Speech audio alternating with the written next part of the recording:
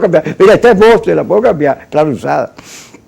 Gustavo es alcalde de San Francisco, que es clave, ahí nació Omar Prieto, Isaí Bijani. Pero está bien que hagas eso porque Omar Prieto enterró al PSUV en el Zulia. Perdieron 400.000 votos y por eso ganó Rosales. Voy a comenzar contigo con el cementerio. ¿Qué pasó? Por ahí viene la cantante de Mecano. Ellos tienen una canción del cementerio. ¿Qué pasó con el cementerio que había sido expropiado? Una cosa muy singular, muy insólita, pues. Bueno, gracias, Kiko, por la oportunidad y gracias a Globovisión. Ciertamente, el tema de los cementerios es una competencia municipal. Solo que los alcaldes tenemos esa facultad de, en concesión, ceder el manejo administrativo de los espacios, de los cementerios. Y eso ocurrió en San Francisco.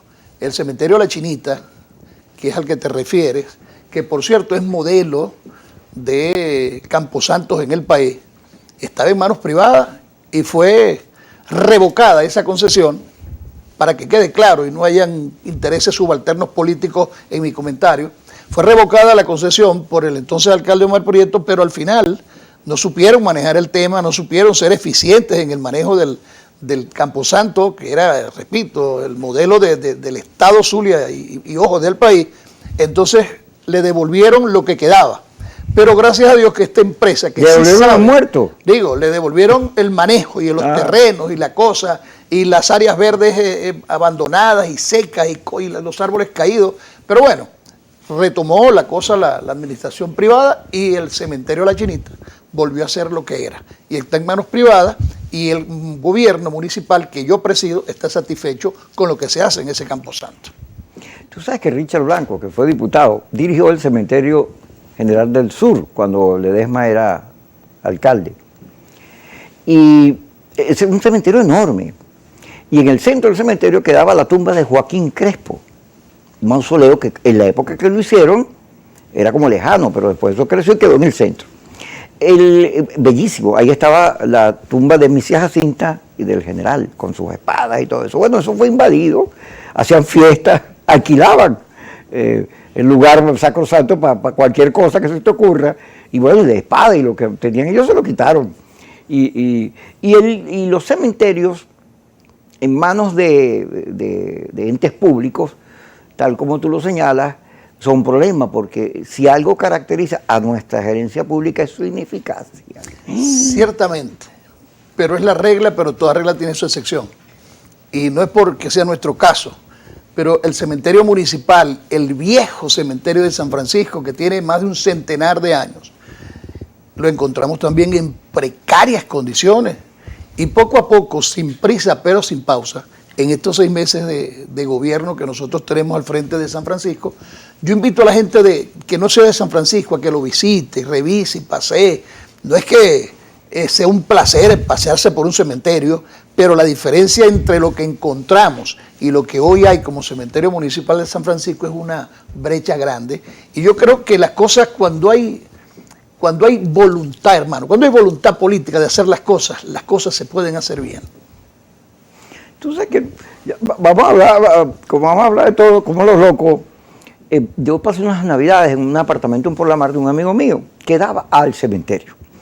Y el 31 de diciembre, en varias tumbas, la gente iba a comerse las hallacas con el muerto. Ahí, y bebían, y como una fiesta. Y a mí me asombró porque no sabía que eso era parte de nuestra cultura. Hay otros países que sí es así. En México le rinden culto a la muerte. Bueno, yo debo de decirte con toda la responsabilidad y con todo el respeto, hay una familia en San Francisco, la familia Urdaneta, Alexander, Germán. Ellos perdieron a su papá hace algunos años. Y una vez ellos me invitaron, me dijo, vamos al cementerio. Y yo lo acompañé porque éramos amigos, somos amigos. Sorpresa la mía, cuando llegué al cementerio, tenían parrillada, los nietos estaban jugando fútbol, y eso fue en el cementerio La Chinita, eso pasó en San Francisco. O sea que es una tradición de algunos, sí, debe ser que la heredaron por alguna vía. Ahora, fíjate, Vladimir Ilich Lenin, cuando llegó al poder los bolcheviques, que dijo, los primeros 100 días son fundamentales. Pero tú sabes quién dijo eso, Betancourt. Betancourt también dijo, cuando le tocó presidir la Junta de Gobierno, una vez que cayó Medina Angarita, que fue depuesto, digo, los primeros 100 días son clave. Yo estuve leyendo lo tuyo, tú también dijiste, los primeros días son clave, y te dedicaste a limpiar, a arreglar todo lo que pudiste para que se notara la diferencia. Y también dijo Betancourt, vístanme despacio que tengo Eso prisa. lo dijo Napoleón. Ah, bueno, y lo él repitió, lo repitió. Betancourt. Ciertamente, cuando nosotros llegamos al gobierno de San Francisco, y lo digo de manera desprendida, lo que encontramos fue un desastre. Un desastre en cuanto a la recolección de desechos sólidos. Y quienes me conocen en San Francisco saben que aquí no está hablando el político, aquí está hablando el ciudadano que le tocó manejar la cosa pública en el municipio. Y nos dispusimos, hermano, sin recursos, y cuando te digo es sin recursos, asúmelo de manera literal, sin recursos porque las cuentas de la alcaldía estaban en cero, la capacidad de recaudación era imposible de retomarla. Quédate un momentico ahí que ya hoy no vino Yesenia, pero los yesenios están apoderados, mira, están muertos de la risa, mira. ¿Qué quiere la chaqueta? Todos ellos, los camarógrafos, son los yesenios, porque Yesenia cada vez que viene el corte casi me pega. Ya regresamos.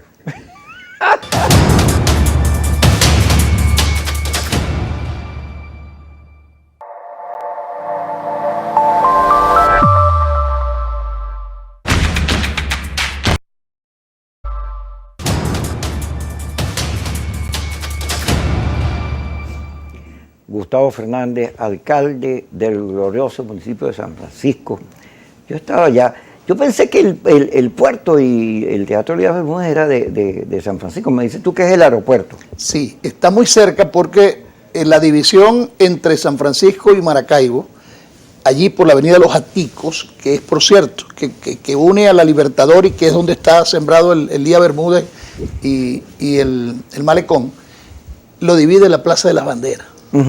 ¿De cuál es? Por eso es que se parecen los escenarios, pero el Malecón y el Liga están en Maracaibo. Te voy a decir una cosa, yo cuando voy para Maracaibo y comienzo a pasar el puerto, siento un nudo en la garganta que se me nubla la mente y me vuelve maracucho. Y no es Maracaibo, es por San Francisco, porque es que el puente está del lado oriental, está en el municipio de Santa Rita, pero del lado del occidente está en San Francisco. Venías hablando de la gestión de los 100 días. Sí, era imperante, era impostergable que nosotros comenzásemos a hacer cosas porque en San Francisco había mucha dejadez, hermano. No había un área de las responsabilidades que le competen al municipio que estuvieran medianamente cubiertas o medianamente satisfechas. Y te decía del tema de los desechos sólidos, pero también el tema de la vialidad. Era un desastre la vialidad en San Francisco. Falta mucho por hacer, pero no es el desastre que encontramos. Ya hemos asfaltado las avenidas principales, hemos asfaltado algunos corredores de algunos sectores populares del municipio. Los semáforos no funcionaban, ya los semáforos de San Francisco funcionan y ahí están las redes para que la gente pueda verificar y quien pueda hacerlo en presencia que vaya a San Francisco y verifique lo que estamos haciendo. El tema del agua potable, que no siendo una competencia directa, aunque la Constitución dice que es facultad de los alcaldes de los municipios, pero en el tiempo eso fue transferido al Poder Nacional. Sin embargo, hemos hecho esfuerzos, hemos activado pozos, hemos hecho alianzas operativas con Hidrolago, que es la empresa hídrica del Estado, que es de la instancia nacional.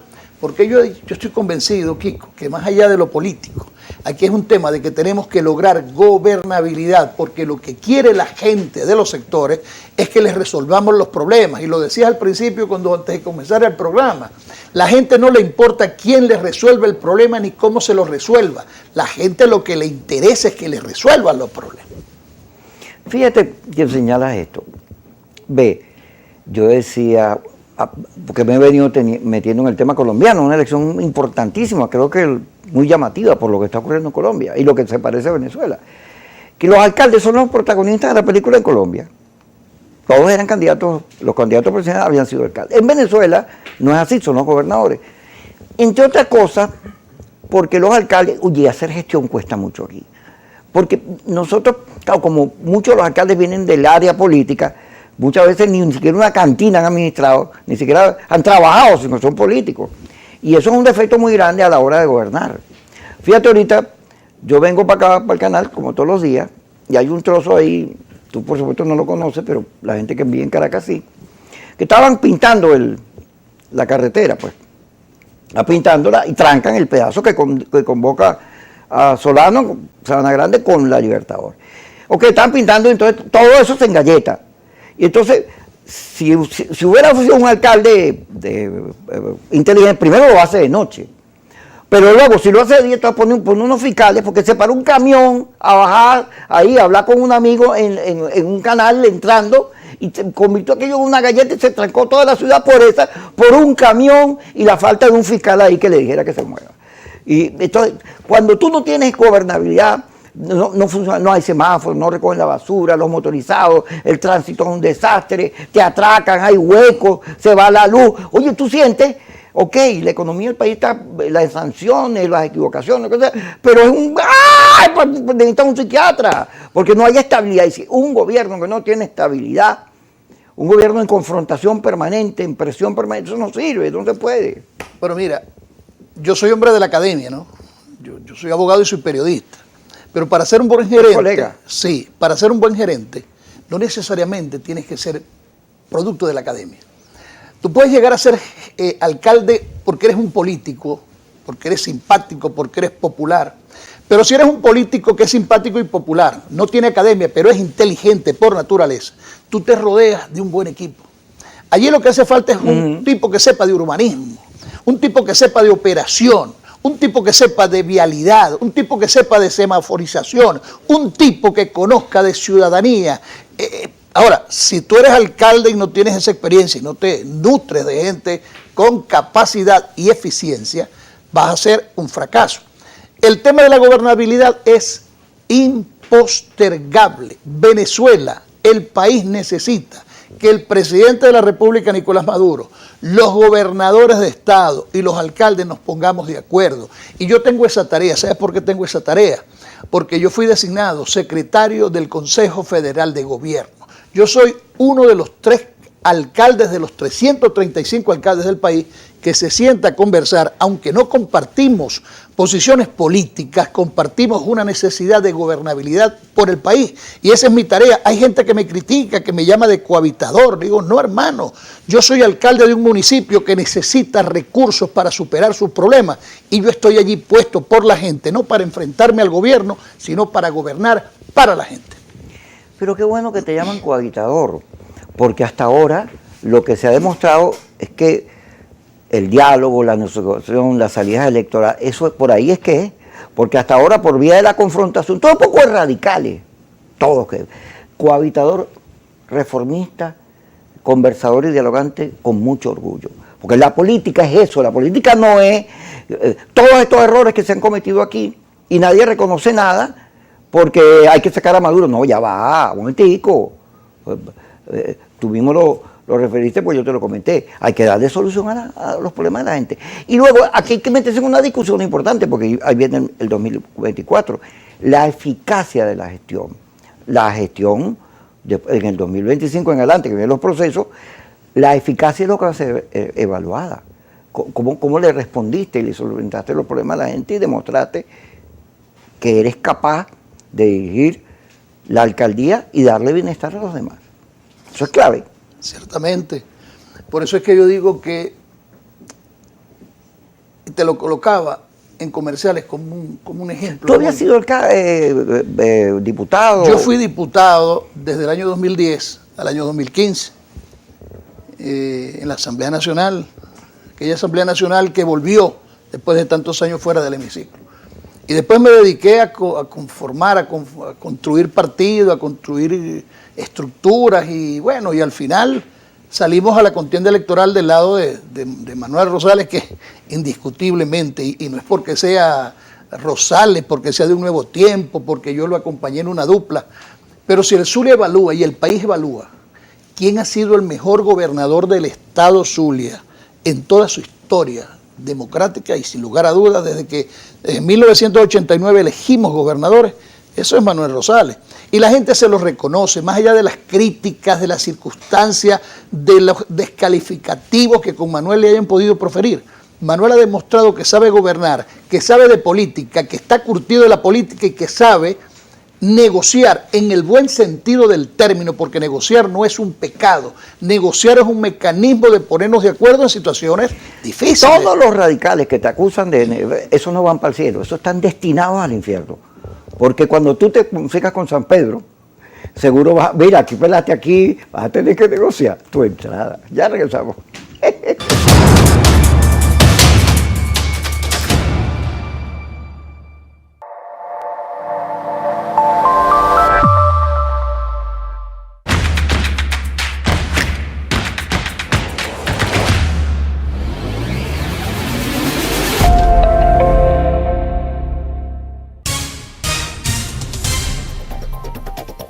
El embajador Julio César Pineda entrevistará a embajadores y a otros representantes del mundo diplomático. Los invitamos siempre en Embajada y Embajadores a este contacto con los representantes permanentes en Caracas de sus respectivos gobiernos.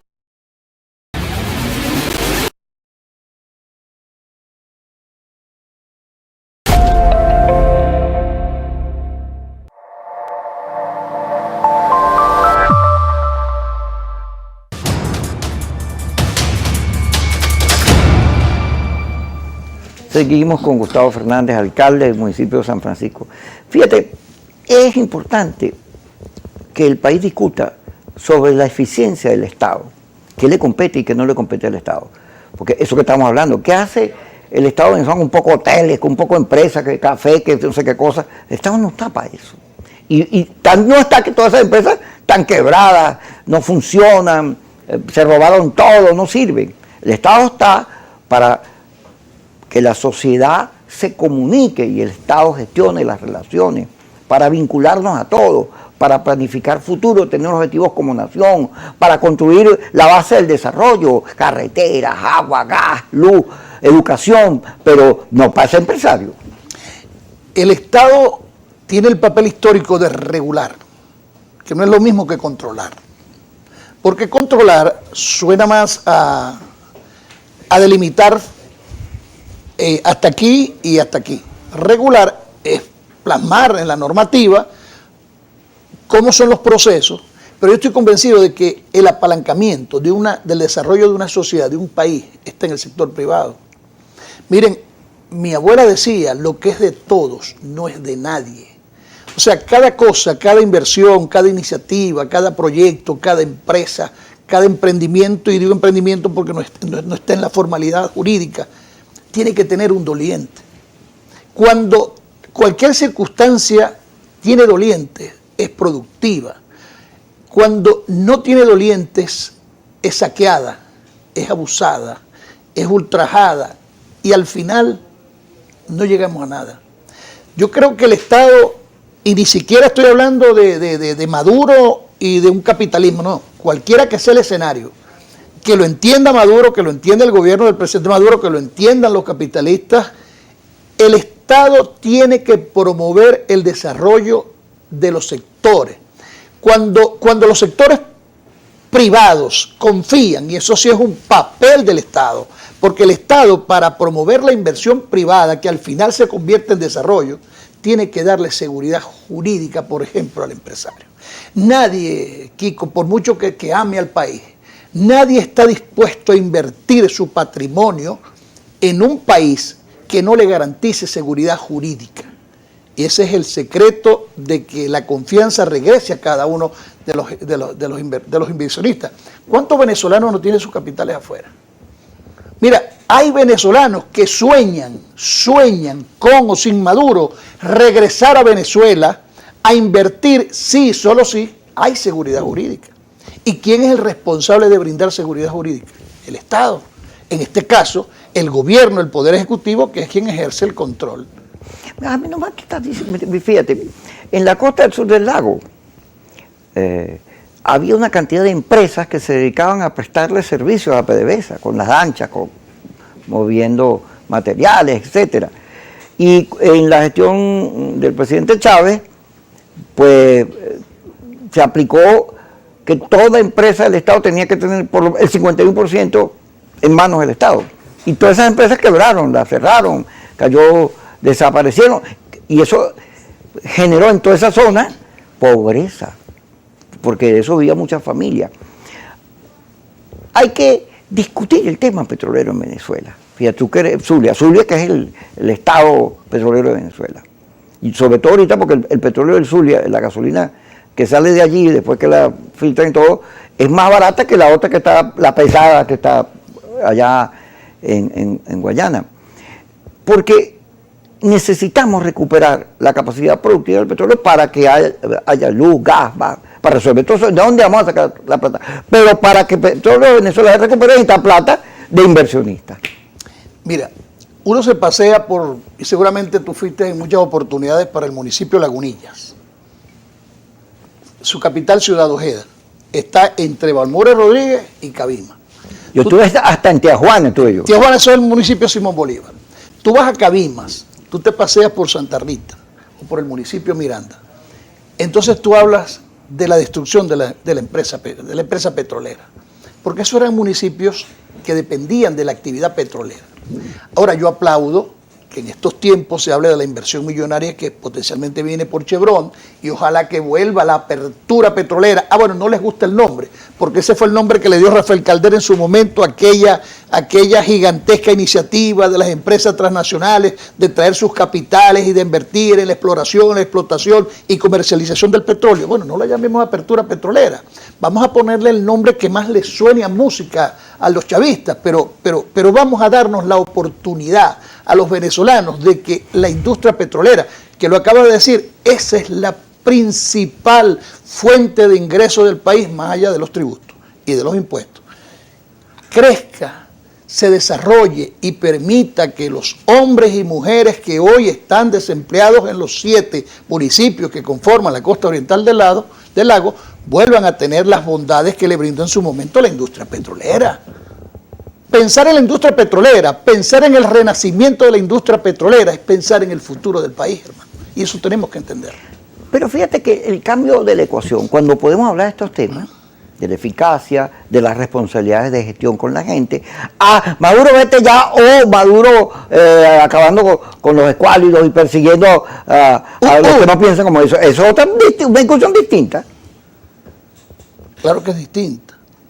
Porque es que en las peores circunstancias, y mira que no estamos en las peores circunstancias, no estamos en el paraíso, pero yo creo que hubo peor momento que este el año pasado. No, peor momento que este el año 2020, el año 2019, en el año 2018. No había ni papel toalé. Tanto lo entendimos que desde San Francisco, y disculpen la digresión, desde San Francisco aplicamos un plan que se llama Plan Incentivo Fiscal, que llevamos al mínimo tributario a las empresas 2018, 2019 y 2020 porque entendimos la difícil situación que pasaba. Por eso decía que no estamos en el mejor momento, pero tampoco estamos en el peor momento.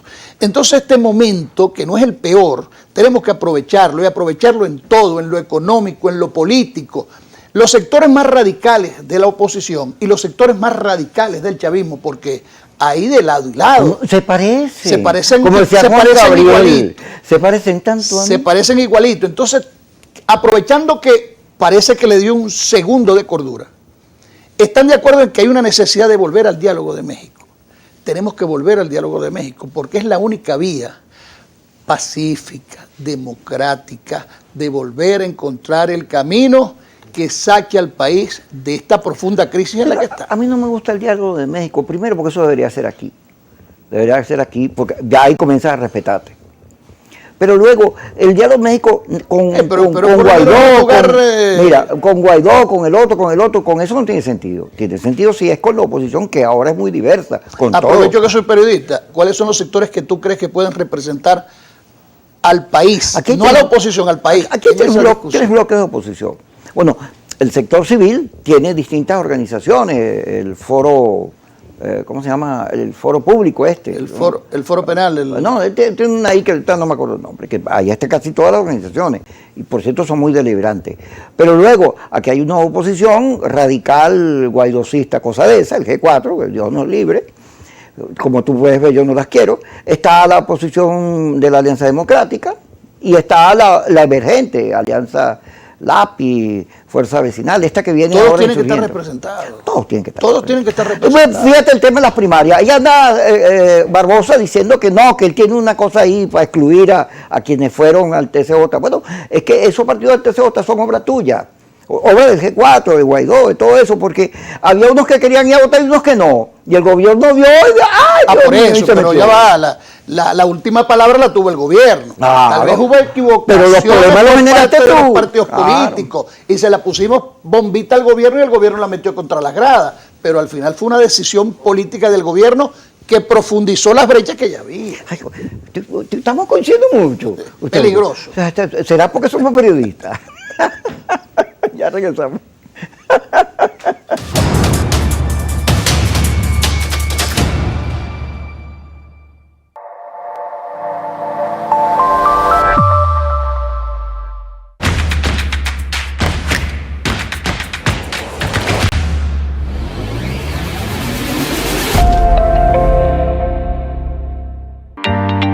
Las relaciones entre los sectores productivos y laborales junto a la administración pública y privada forman parte del desarrollo de un país, reflejándose en bienestar para la sociedad.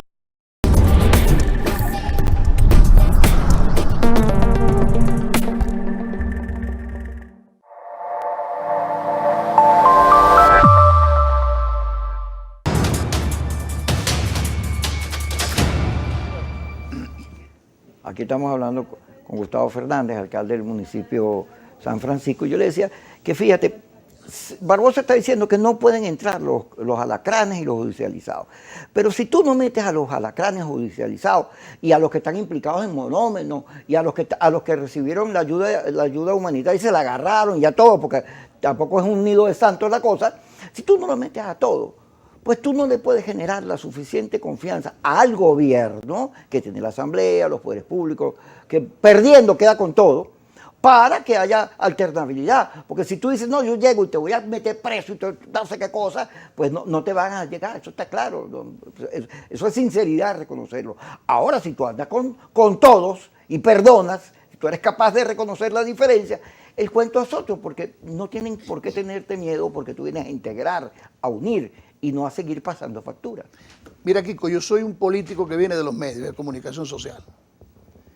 Pero yo creo que la política en estas circunstancias tiene que ser menos de micrófono.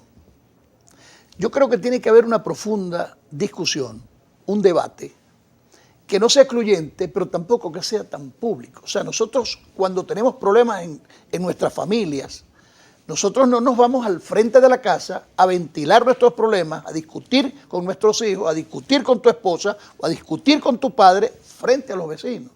Tú te das un encerrón en tu casa y la casa nuestra es la oposición. Y hay que quitarse la careta y hay que hablar con claridad y hay que discutir sobre los temas y hay que discutir una ruta y hay que discutir de las posibilidades ciertas que hay de cambiar al gobierno del presidente Nicolás Maduro.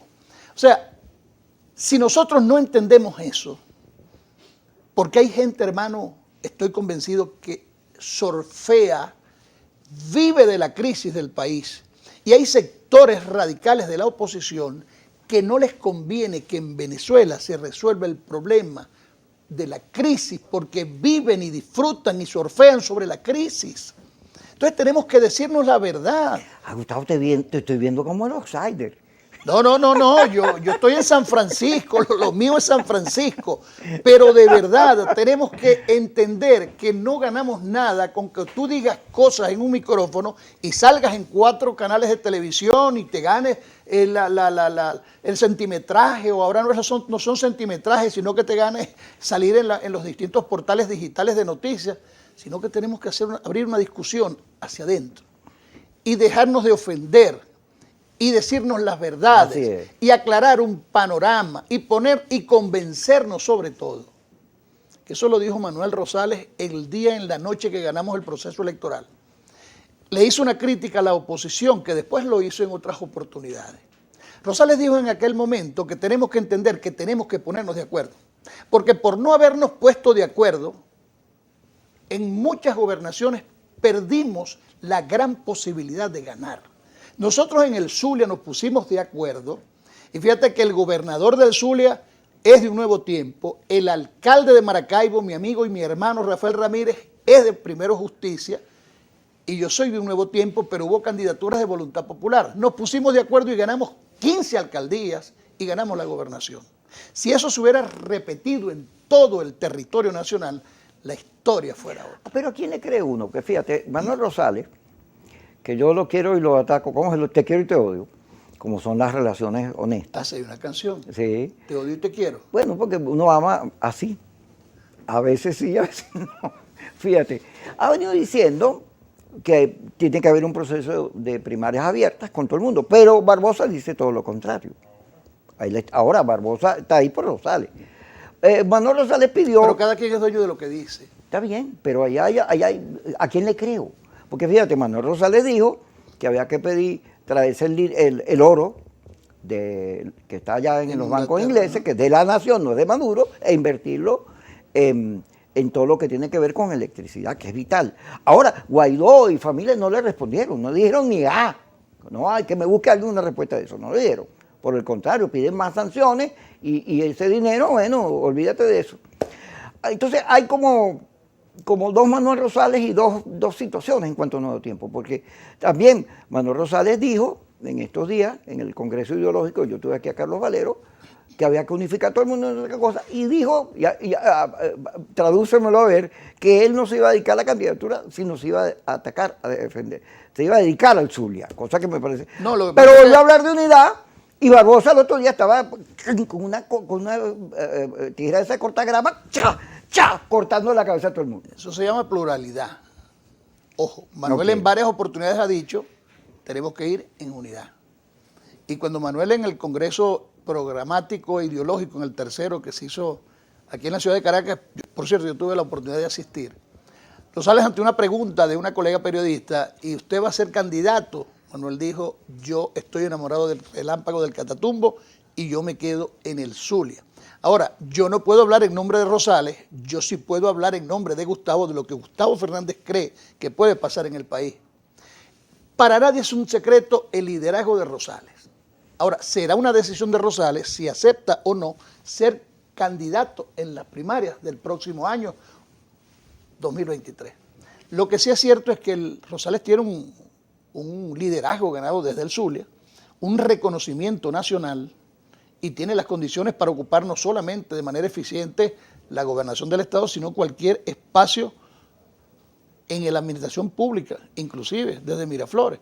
Ahora, repito, es una decisión de Rosales, una decisión de la unidad, pero para mí no es despreciable para nada la posibilidad de pensar en un Manuel Rosales como candidato en el año 2023. Repito, si Rosales me está escuchando me dice, este se volvió loco. No, es una opinión muy mía, que no tiene que ver la opinión de Rosales. No creo que diga que te volviste loca. Creo que te va a llamar y te va a decir, ¡Gustavito, mi hermano! No sé, de verdad no sé, pero es lo que yo creo. Está bien, pero hay que decir las cosas Claro. como tú crees. O sea, Manuel ha sido un gerente exitoso, sí. Sí, lo ha sido. Y en este momento, ¿qué necesitamos? Pero respaldó las salidas de fuerza. Él que no creía en eso respaldó a Guaidó y a Guaidó es la intervención americana y toda esa cosa. Nunca Manuel públicamente dijo amparo la intervención norteamericana y vengan los marines. Eso yo no recuerdo en ningún escenario. Pero él estaba en el G4 donde se dijo eso. Está claro, pero en el G4 también se discutían cosas.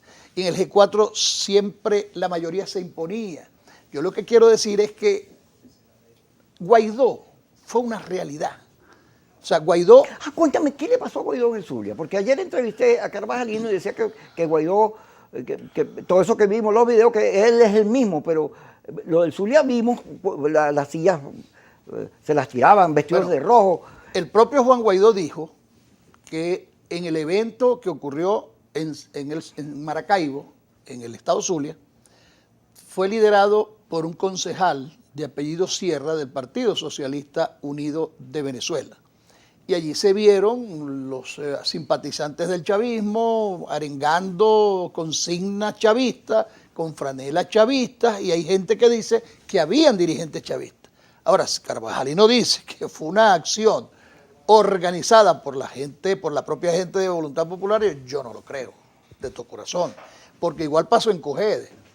Ahora, yo creo que sí es un error del chavismo hacer lo que hacen, porque si la intención es bajarle el volumen a Guaidó y evitar que recorra el país, con actitudes como esa, lo que hacen es amplificar. Y todo aquel que no sabía que Juan Guaidó estuviera en el Zulia, o todo aquel que no sabía que Juan Guaidó estuviera en Cojedes, se dio cuenta que Juan Guaidó estuvo en el Zulia y estuvo en Cojedes. Craso error político. Así es. Vamos al corte y ya regresamos aquí con Gustavo Fernández, que me está gustando todo lo que dice. Sí. Si tienes la planilla Nuevo Tiempo, la pones ahí.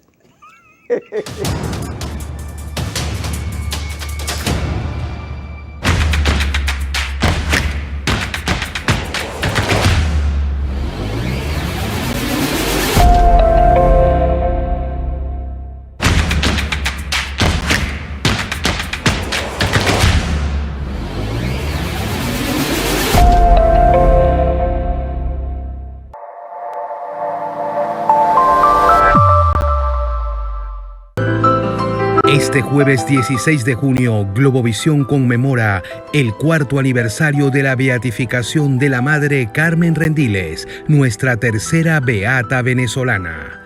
Acompaña a Fabiana Ortega desde la comunidad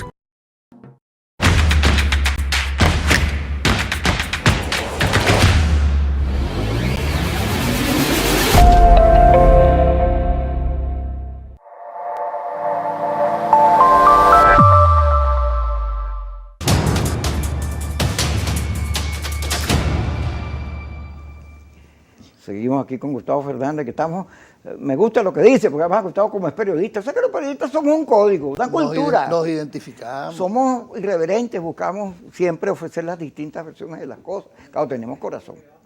Ahora, fíjate, otro de los temas importantes es eso. El país tiene que entrar en un clima de estabilidad, salir del conflicto, de la confrontación. Por eso que esos golpes contra Guaidó no tienen sentido. Es volvernos a la época en que no podías ir para tal lado o para el otro porque te caían a golpes o te daban cacerolazos en los restaurantes. Y a esa dinámica de conflicto que no ayuda, porque el país tiene muchos problemas y tiene que dedicarse a resolverlos y aprovechar la crisis petrolera, la guerra, que Dios quiera se resuelva, para que esos ingresos petroleros funcionen para invertir en condiciones para el desarrollo. Pero necesitamos estabilidad jurídica, y la estabilidad jurídica se consigue también cuando hay libertad de expresión, cuando no hay presos, cuando no hay perseguidos, cuando no hay exiliados, cuando tú puedes decir lo que sea, siempre respetando la Constitución y las leyes, y más bien producir debates. Necesitamos un clima de entendimiento, que es distinto al radicalismo horroroso, que está bien, mano, ok, tú quieres muerte y guerra, está bien, pero yo no creo eso. La sensatez, la política nos obliga a pensar en un país de entendimiento. Tú y yo estamos claros que no va a haber invasión. Tú y yo estamos claros en que aquellos que buscan atajos están escogiendo el camino equivocado. En eso coincidimos. Entonces, si ese no es el camino, ¿cuál es el camino? El camino es dialogar y ponernos de acuerdo con condiciones. Yo siempre he discutido que para ir a un diálogo de ese calibre tiene que haber una agenda previa. No que cuando nos sentemos vamos a comenzar a discutir cuáles son los temas, no. Que sea público. Nosotros necesitamos discutir elecciones presidenciales, renovación del Consejo Nacional Electoral, que el Plan República respete, que no se inmiscuya en los procesos electorales. Y bueno, y una serie de temáticas que pudiéramos tocar. Estamos de acuerdo con... me gusta lo de las elecciones, pero no me gusta lo de las autoridades porque ya fueron renovadas. Bueno, comienza el debate, pero llevamos con una agenda única. Y vamos a discutir. Porque estamos obligados a discutir y a ponernos de acuerdo. Que hay que buscar un árbitro que garantice que se cumpla con lo que se acuerde. Pero tú conoces a Enrique Márquez. Sí, por de tu supuesto. partido. Yo me siento plenamente identificado. Yo me siento representado con Enrique. Yo me siento representado con Enrique Márquez. Porque luego, fíjate, por eso digo, las condiciones, de discutirlo. Las condiciones son una excusa para la abstención y para otros planes. Son una excusa. Porque ¿cómo ganaste tú? ¿Cómo ganó Rosales? ¿Con qué condiciones fue? Bueno, perdón. Nosotros ganamos, en el caso de San Francisco, ganamos porque la gente salió a votar. Porque esa es la clave. Sí. Fíjate que en San Francisco hubo hasta un muerto el día del proceso electoral. Asesinaron a un muchacho en un centro de votación. porque llegaban como Juan Charraqueado a hacer tiros y a hacer correr a la gente, y después que se iban los delincuentes esos, volvía la gente a su centro de votación. Y allanaron mi comando de campaña y secuestraron, porque no se sabía ni quién se los había llevado a los dirigentes de nuestros partidos, a las estructuras, para que no pudieran hacer el trabajo al día. Bueno, a pesar de todo eso, la gente salió y ganamos el proceso electoral. Pero lo que yo decía, yo siempre, y la analogía que voy a hacer, no quiero que ofenda a nadie, porque a nadie voy a llamar secuestrador, sino que si tú estás en una situación contraria, o sea, una persona es secuestrada por un grupo de hombres, y aquellos están armados, y tú estás amordazado y maniatado, y tú convences a quien te tiene sometido de la posibilidad de un diálogo, que nos pongamos de acuerdo para que las condiciones cambien, me sueltas las manos y quítame la mordaza y vamos a convencer y vamos a conversar y te voy a hacer entender que estás equivocado en la posición, que yo no soy el tipo que tú tienes que tener secuestrado aquí porque estás equivocado, porque no soy la persona. Y al final lo convences y te dejas en libertad. Lograste el cometido. Te humillaste, no. Fuiste inteligente. Fuiste inteligente y convenciste al tipo que te tenía sometido que las condiciones en las que estabas siendo sometido tenías que cambiar. Y al final, ¿qué pasó? Lograste tu cometido. Nosotros tenemos que ser inteligentes. Este país necesita políticos inteligentes. Así es. Totalmente de acuerdo contigo. Ahora, lo inteligente es reconocer al otro. Si tú reconoces que la oposición está partida en varios pedazos y no te pones a calificarla, porque esa es la realidad, pues puedes entender también al gobierno, porque fíjate con lo de Colombia, ahí hay unas campañas contra Petro, porque es comunista, no sé qué cosas, que también en toda Latinoamérica, que se parece a Maduro, al presidente norteamericano lo acusaron también de que era Maduro, que Trump le dio lo mismo. Y entonces, pero si tú te quitas esas etiquetas y ves a la gente lo que es, bueno, si son de izquierda, socialistas del siglo XXI, está bien, tienes derecho a hacer lo que tú quieras. Ahora, no estoy de acuerdo con eso, pero yo tengo que reconocer que tú piensas de una manera distinta a la mía, para poder entendernos y para poder pedirte que me respetes. Porque esa es la política inteligente. Lo otro es la histeria esta radical de lado y lado que no sirve para nada. Mira, el término líder no es sinónimo de jefe. El liderazgo está por encima de eso. Tú, a pesar de que sea posible que no compartas algunas posiciones con las personas que tú te sientes a discutir, si tú tienes un liderazgo natural, al final de la discusión vas a convencer a quienes hacía instantes no estaba convencido de que lo que tú propones es el camino.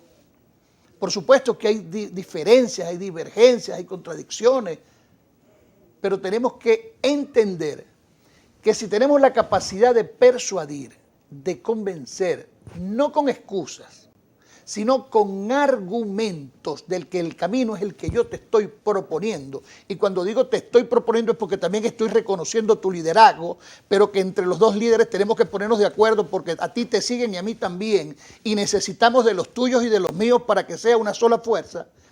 En ese camino nos vamos a encontrar y va a privar la sensatez y la sindéresis política, y al final de la discusión vamos a ser uno solo, en lo que hasta hacía un par de horas éramos 2 o 3 grupos. Bueno, fíjate que yo te lo confieso, yo cuando discuto, yo no discuto para ganar o para perder, yo discuto a ver qué me robo. Porque cuando uno discute y tienes un argumento superior al tuyo, uno no lo reconoce ahí, uno, está bien, pero después te lo apropias.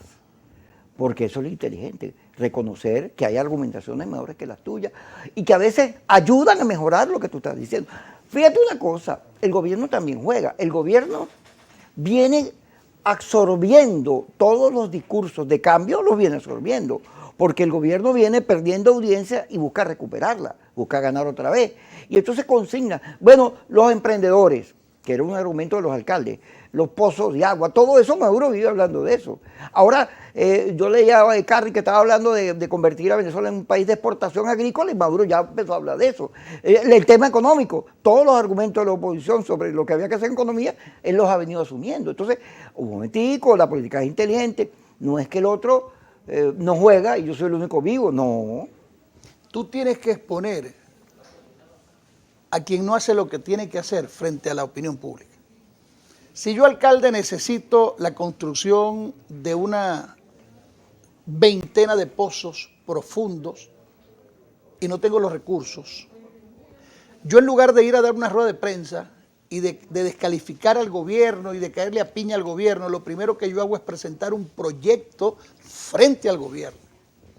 Y si en 15, 20 días no me atiende, yo nuevamente le digo al gobierno, recuerda el proyecto que está pendiente para San Francisco.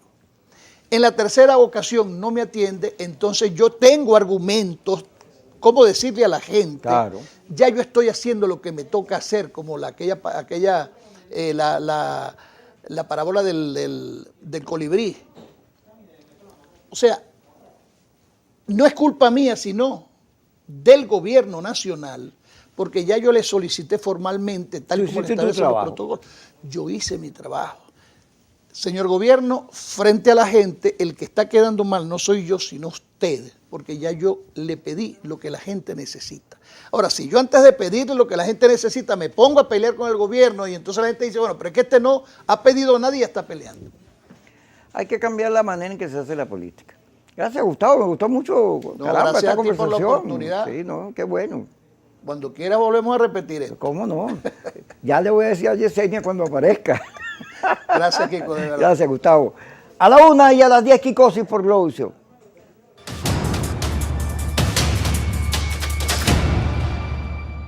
A continuación, Argumentos, programa mixto, informativo y de opinión, con elementos de lenguaje, salud, sexo y violencia solo para adultos.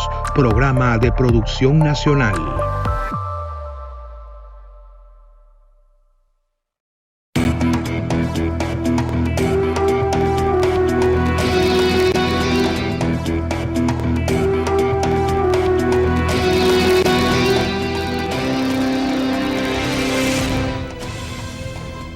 Hola, muy buenas tardes, bienvenidos a Argumentos, soy Rosa Colmenares y le doy la bienvenida a este espacio de escuchar diferentes puntos de vista, contrastar la información y también someterla al análisis con nuestros invitados de cada día. En nombre de todo el equipo técnico de producción les doy la bienvenida a este espacio y los invito de inmediato a participar en nuestras cuentas en las redes sociales, @rosa_periodista es mi cuenta y @argumentosgb en Instagram.